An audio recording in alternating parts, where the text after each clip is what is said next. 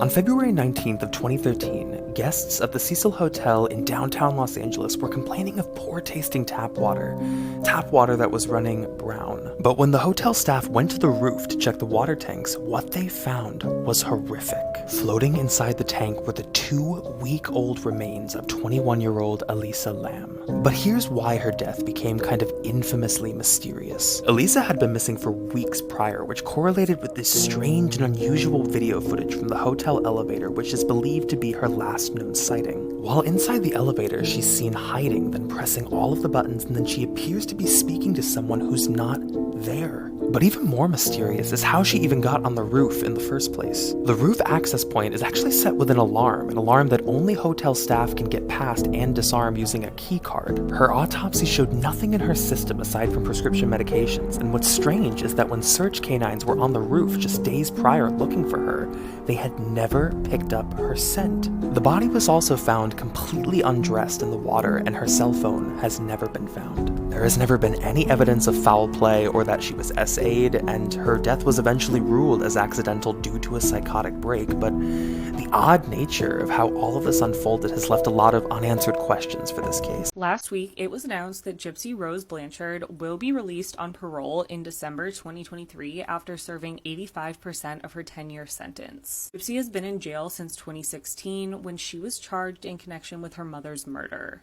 But now Gypsy is speaking out in a new docuseries that will come out right after her release. In the trailer for the Lifetime series that was released last week, Gypsy Rose said, quote, "After a lifetime of silence, I finally get to use my voice to share my story and speak my truth." She said, "As a survivor of relentless child abuse, this docuseries chronicles my quest for liberation and journey through self-discovery. I am unapologetically myself and unafraid to expose the hidden parts of my life that have never been revealed until now." Gypsy and several family members who were fooled by Dee Dee Blanchard for years will be speaking out in the docuseries. The show will also reportedly be spotlighting Gypsy's prison wedding to her now husband, Ryan. This series will be coming out in January, and like I said, Gypsy will be released in December. It is called The Prison Confessions of Gypsy Rose Blanchard, and it seems like it will reveal a lot about her life. So it will be very interesting to see and hear things from her perspective. Okay, so today we're going to talk about Chris Benoit, the man who murdered his wife and his son and then killed himself. What's weird about this case is that Chris was known as a loving man, a great father, and a great husband.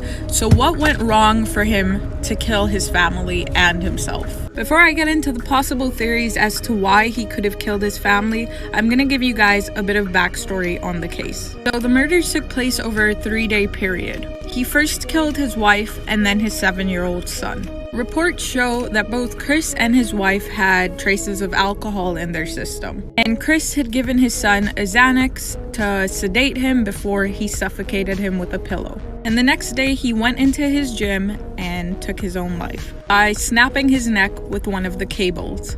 He killed himself after searching for 2 particular things on the internet. One was how to break your neck, and the other was a passage from the Bible. Come back for part 2 where we discuss the theory. Guys, I'm gonna need you to watch this video for me because I can't explain it.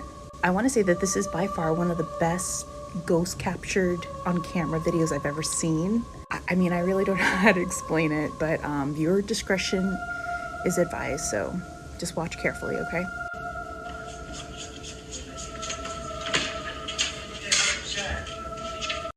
Have you ever heard of Annabelle?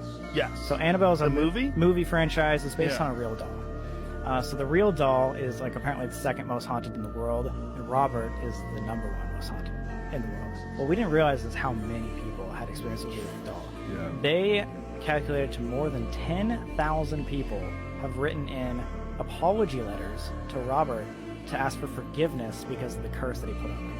What is the story behind this doll? Like, why is it supposedly haunted? It's like a 3.5 foot tall doll. It's like a life-size type of doll. It's Oh. really weird. He gave it to his son, and he gave his first name and his clothes to this doll. And so the kid and the doll became best friends for years and years and years. And he basically embodied this guy and just became Robert himself. But over the course of his childhood and all the way up until I think he had left his parents' house to go to college, he would have horrible things happen to him because of this doll.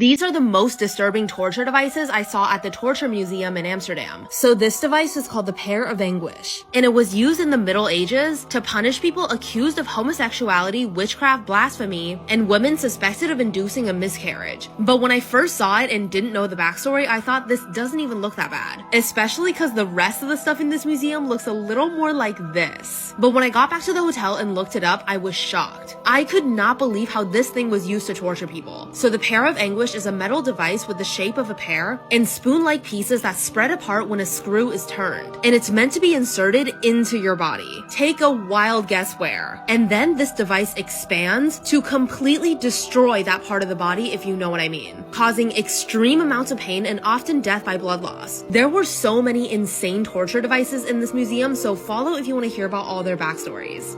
I am. Oh, you're so traumatized, it makes me want to cry. You dumb motherfucker, I loved you, I loved you, I loved you. Craigslist stories that should be wiped from our memory. Number 3, Michelle Wilkins. Warning, this is a really dark case. On March 18th, 2015, Michelle Wilkins, who was 7 months pregnant, responded to a Craigslist ad stating that they were selling baby clothes in Boulder County, Colorado. She arrived at Donnell Lane's home where they talked about her pregnancy, and a little later on, Donnell lured her down to her basement, claiming that is where the baby clothes were. On their way down, that is when Donnell attacked her. Hit her over the head with a lava lamp, which broke in its thick glass. She took a piece of the lava lamp, Michelle in the neck with it, and as it was splurting from Michelle's neck, she choked her, pushed her down on the bed, held a pillow over her until she was unconscious, cut Aurora, the baby, out. Aurora by then was, and carried Aurora upstairs and laid her dead in the bathtub.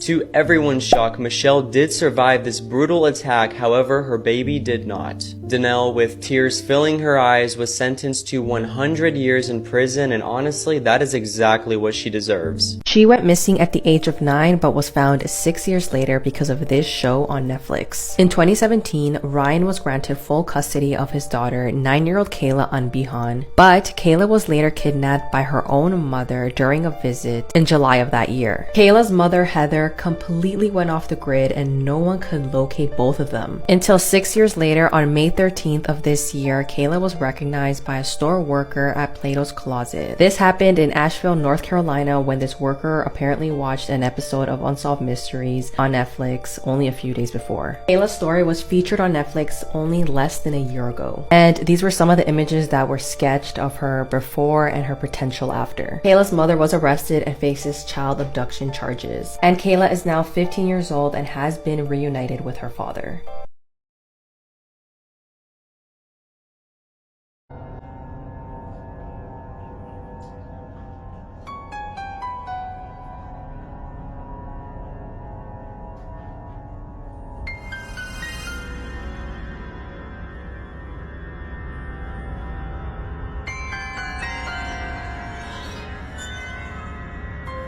Scary things caught on camera. 2 girls are eating dinner while her mother happily watches. Everything seems to be going well when one of the girls notices something in the other room and lets out a scared wail.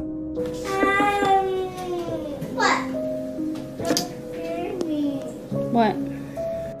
No one else sees anything, so they continue eating. Her sister tries to calm her down, but she sees something again and starts to cry out of fear. She then stands up, not being able to be near whatever it is that she sees, and runs to her mom for protection. Her sister is laughing hysterically at all this, but then she turns around and sees it for herself. Look at me. What's the matter? Let's talk about this picture. This is why if I ever have kids, I'll never let them use the bathroom alone. A 7-year-old girl and her mom were headed to Target, and she was getting some clothes for school. Her mom also wanted to grab some snacks for movie night. So while her mom went to go grab popcorn and other snacks, she told her daughter to go pick out clothes for school. When her daughter finally finished and picked out the clothes, she went up to her mom and said something strange happened. A sad pale lady had came up to her, telling her that she wished she could have her own daughter that looked just like her. The mom, who thought the daughter was just joking around, laughed it off and said, "Let's go." While heading to the register, the daughter shook her mom and said, "That's the lady who told me she wanted a daughter just like me," pointing at a mannequin. The mom laughed, thinking the daughter was still being silly. You know how kids like had wild imaginations, always playing around. While at the register, the daughter had to go to the bathroom, so the mom told her to hurry up. It was only a couple hours down, by the way. While in the bathroom, the daughter texted the mom saying the pale lady's in here who wanted a daughter. The mom, trying to get in a rush back home to her other kids, said, hurry up, we have to go. Stop playing around. 10 minutes later, and the daughter never came out. The mother, who was waiting outside the bathroom at this time, rushes in the bathroom to see what the heck is going on. The daughter was nowhere to be found. She even checked the stalls to see if her daughter was hiding, standing on a toilet or something. On one of the stalls, she found her daughter's cell phone on the floor. By the way, if you made it this far in the video, comment down below your favorite fruit. Mine is mangoes. When she checked her phone, this was the last image found in it. Police still to this day have no explanation on what happened to that little girl. If you're ever camping alone in the forest, if you ever hear animal sounds that are not quite right at night, you get up and leave. Because if they're getting close to you and they don't want you to hear human sounds, they'll start communicating in animal voices. There's a few guys that were out there and they started hearing like sounds that were just a little bit off. You know, you hear like a laughing falcon sound and he was like, that doesn't actually sound like a... And then he heard the capuchins from different areas, and usually capuchin monkeys are going to be all together in one spot. And he heard it from different directions, and he was just like, he said he climbed into the river and crawled like a turtle out of that. He said he went for hours and just to escape. I can't believe that we lost this video, but this guy had a video when they had made contact and the tribe was there and they had their arrows and they're pointing their arrows across the beach, and the guys in the community are trying to send them a canoe filled with bananas because they're like, look, we're friends, and they're trying to make an offering, like stop the killing. So they tried to send them a thing, and you can hear the tribes and they're talking using monkey calls, and we know what a capuchin monkey sounds like, but they're using these calls in the video on the beach and they're like communicating with each other.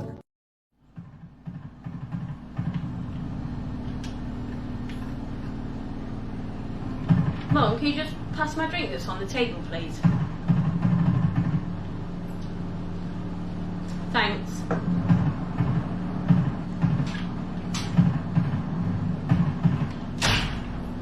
This year, Gypsy Rose Blanchard will be released from prison. If you know the case, you know in 2016, Gypsy was sentenced to 10 years for the murder of her mother. She's since gotten married in prison and made parole, with her release date scheduled for December 31st, 2023. According to prosecutors, many of the decisions made in Gypsy's case have come from an understanding that she believed she was seriously sick. But as we now know, it was all fabricated by her mother Dee Dee for sympathy and attention. By 2010, Gypsy had become aware that she wasn't 14 like her mother said, she was 19. Aware but terrified, Gypsy almost never left the Springfield home that was built specifically for her and Dee Dee. But she would stay up late in the house on her computer.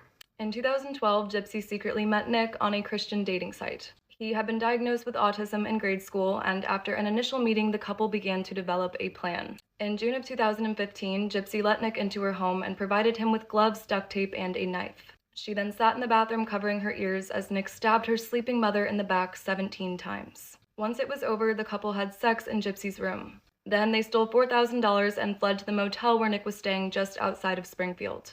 From here, Gypsy and Nick mailed the murder weapon to his place in Wisconsin. They followed closely behind on a bus, with Gypsy admitting that at this point she thought they had gotten away with it. But of course they didn't. On June 14th, Gypsy also posted this to Facebook. This obviously led to a welfare check where police found Dee Dee's body and Gypsy's empty wheelchair. The immediate thought was that Gypsy had been abducted, helpless without her medications and support equipment. In the end, it was one of Gypsy's neighbors who told police what she knew about her online boyfriend. Police tracked the IP address from her Facebook account, and this led them directly to the couple in Wisconsin.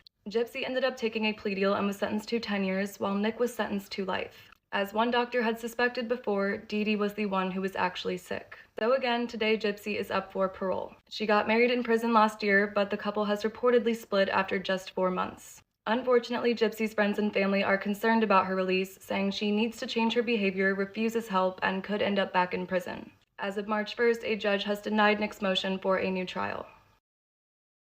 You don't know the dark truth behind Peppa Pig. Hello, I'm Peppa, and this is my story. I was never a healthy child. My mom struggled with addictions that started before I was born, which gave me several birth defects. I was born with both eyes on one side of my face. I couldn't walk or do almost anything for myself. My dad hated me for it. He blamed me for him never being able to do anything in his life besides taking care of me. He hid me in the house and never let me leave. He thought it was only fair that I didn't get to have a life either. He became very mentally ill after being in the house with me. For several years, One day he snapped and wanted to make me normal. He tried to make an eye hole for me on the correct side of my face. That night I passed, and he didn't tell anyone what happened. After 6 months of my brother Georgie and my mum asking what happened to me, he snapped again. He took himself and both of them to the afterlife with me. Who was your mother? Gloria Satterfield. Gloria Satterfield? Yes. And is Gloria still with us? She's not. And when did she pass? February 26, 2018. 2018? Yes, sir. And who did she work for when she passed? Alex and Maggie Murdaugh. During the course of that, you got to know Alec and his family to some extent as well? Yes. Did you trust Mr. Murdaugh? Yes. What happened to your mom? She fell and hit her head. Okay. And where was she when that happened? She was at Alice's house in Moselle. In Moselle? Yes. Did she pass right away, or did she live for a while? She lived for a few weeks. Was she ever able to say to you what happened, how she felt, or anything? No, she was not. After she passed, did you have any conversation with Alec about what to do about it? I did. And what was the conversation you had with Alec? I barely, Go ahead. I barely remember, but it's like, let me go after my insurance company for this or whatever, kind of get these medical bills and stuff paid. Okay. So he said he was going to go after his insurance company? Yes. And get medical bills for your mom paid? Yes. Did he say he might get any money for you and your brother? Yes. Did you ever get 1 cent from Alex Murdaugh when he was still, before all of this happened? No. And it took, after this happening, and it took a legal process for that to happen. Is that right? Yes. And ultimately, is it your understanding that he confessed judgment to taking money for both of those? Is that Yes. right?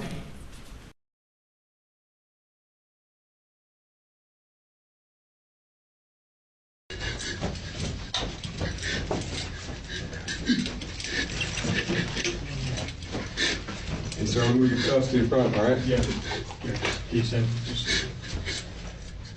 Can you stand on one leg by yourself? Are you sure you're okay? This is what's gonna happen, all right? I'm gonna take your left hand out, put it on top of your head for me.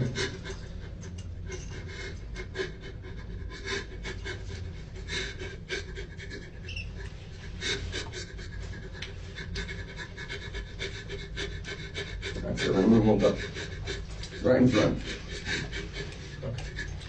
Yeah, just have a seat, man. Go ahead and have a seat. You're good. You're good. There you go. Okay. There you go, son.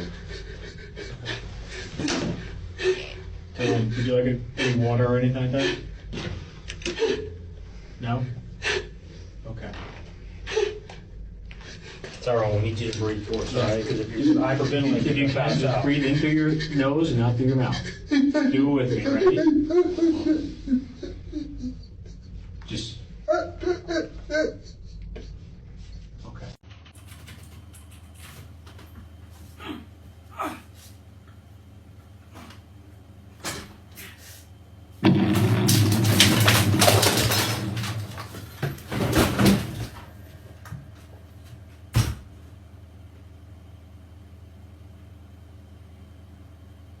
After 5+ years, there are finally updates in the case of Karlie Guse. If you know the case, you know the 16-year-old vanished from her family's home in Chalfant Valley, California. She was last seen walking from her rural neighborhood to Highway 6, but up until now, we've really had no idea what could have happened. Today, police are searching for clues in a mining town over 100 miles away, where they, quote, have seized the vehicle that may have picked Karlie up from the highway. It's alleging someone is responsible for her disappearance, and to understand who, we have to go back to that Friday night. Around 7 p.m. on October 12th, Karlie was untruthful to her family about attending the high school football game. She went to a hangout with her boyfriend Donald instead, and then around 8:30 became so paranoid that she blew her cover. She called her stepmom in a panic, begging to be picked up from Highland Park, about 15 minutes away. Now with that, Melissa immediately left their family's home and headed to town. But by the time she arrived, her daughter had literally run a mile from the pickup spot and her boyfriend. She was found sprinting down that dark road with just her flashlight, and so she was taken home to calm down. After getting back around 10 p.m., Karlie's family says that she, quote, had dinner, painted her toenails, colored, and read the Bible. But she was reportedly still acting out of it, so Melissa started taking audio recordings of her behavior to teach her a lesson the following day. Audio recordings where she clearly made some concerning statements. Now from here, Melissa's story has actually changed, but today she maintains she last saw her daughter in her bed around 5:45 a.m., and that it was around 7 when she found her missing, along with her front door slightly open and a single footprint in the snow. As we know, between 7:30 and 9:30 that morning, Melissa and Karlie's father were out seen searching for her in their respective vehicles. After 2 hours with no luck, they informed her birth mom that she was gone, and then they contacted police. And police immediately found 3 credible witnesses who saw Karlie walking that morning from Chalfant Valley Estates up to Highway 6. Now, while these sightings were in line with Karlie's scent trail and the timeline provided by her parents, everyone searched and searched but found nothing. An 18-year-old has been arrested for what she took that night, along with her family for some pretty terrible domestic violence,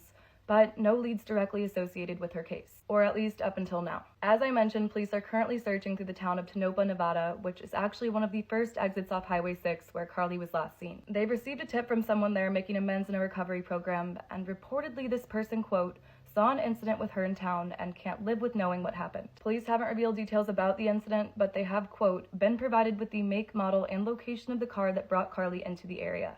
Again, they've seized it, and now they're waiting on lab results. So with that, I have to add I found one thing that might add context to this tip. About a year ago, Melissa gave an interview where she said police were following up on a lead where Karlie was hit by a car out of town. Reportedly, police found a vehicle with damage to the front end and a person of interest. So if these 2 leads are connected, it could be an avenue where the investigation is going, following the theory Karlie was picked up from the highway. Of course, she remains missing, and the most prominent theories remain that she was either abducted, wandered off and succumbed to the elements, or never made it out of her family's house. Karlie is described as being 5'7", 110 pounds, with blonde brown hair and blue eyes. Anyone with information is asked to contact the number above. I've never researched a case that has had more unexplainable circumstances than this. This is the mystery of Dyatlov Pass. For those who aren't familiar with the story, this is in 1959 when 9 experienced Russian hikers are reported missing after a mountain expedition. A search crew was sent to look for them, and what they found was horrific. Their tent was there, but it had been cut from the inside as if they were trying to escape it. The search party that was there didn't find any evidence of a threat outside of the tent, so why they cut their way out was completely unknown. But even stranger than that, the footprints that were found outside of the tent indicated that after they cut their way out, they weren't running.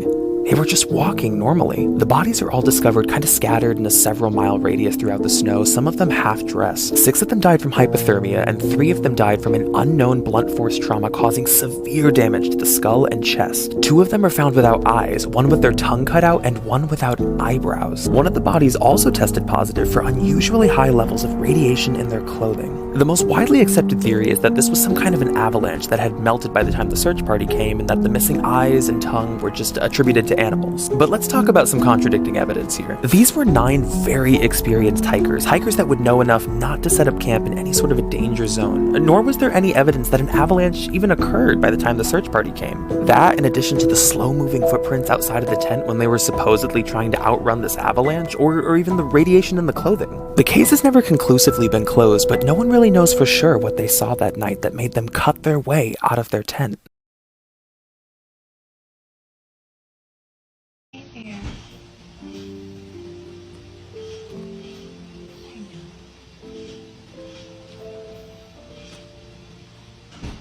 It's time to go back to sleep, okay? Go back to sleep.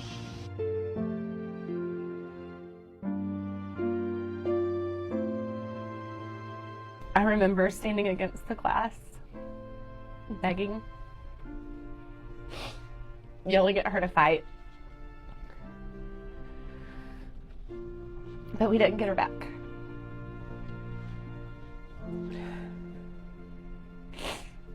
From there, I got to hold her again for the first time in 40 days. But she was blue. She was lifeless, and she was gone.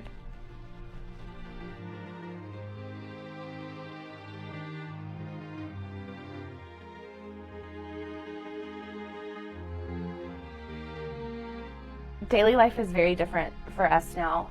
I have a 9-year-old that no longer has a little sister. My husband and I no longer have our baby. You know, we're a family member short. I had never heard of anyone ingesting a bent battery before. Obviously, as a parent, you know ingesting anything is not okay, but I never knew what could happen.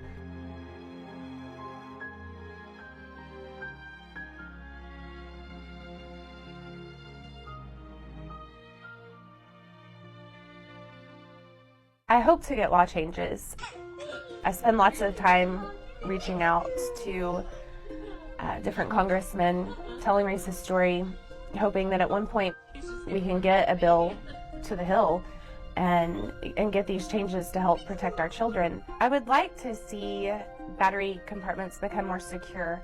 Ideally, I would like to see a screw added to all devices that have button batteries in them so that you're actually having to take a screwdriver to the screw and to take that apart. That way there's not a remote can drop and the back busts off, and it's that simple.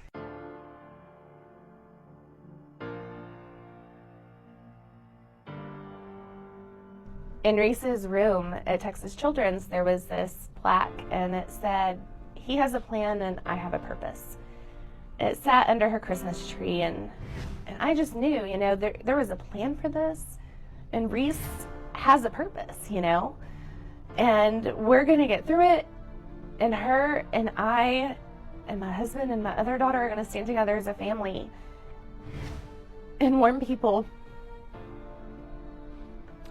about the dangers. She's not